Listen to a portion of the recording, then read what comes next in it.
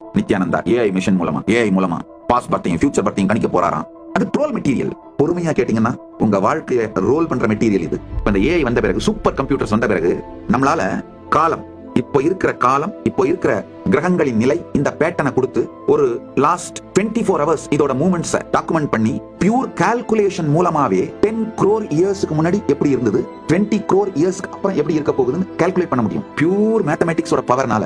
அதே மாதிரி இப்போ நம்முடைய மனம், உடல், நம்முடைய பிசியாலஜி, சைக்காலஜி, நம்ம நியூரோபெப்டைட்ஸ்னா ஒரு உணர்ச்சி கொந்தளிப்பு நமக்குள் நடக்கும் பொழுது அதோட டாக்ஸின்ஸ் வந்து நம்முடைய இன்டர்னல் ஆர்கன்ஸ்ல டாக்குமெண்ட் ஆயிடுது. இதை எல்லாத்தையும் ஏஐல ஃபீட் பண்ணி வெறும் மேத்தமேட்டிக் கால்குலேஷன் மூலமாவே நம்மளுக்கு கடந்த பிறப்புகள் இருந்ததா, இதே போக்குல நான் போனேன்னா எனக்கு மறுபிறப்புகள் உண்டான்னு தெளிவா முடிவு பண்ண முடியுங்கயா.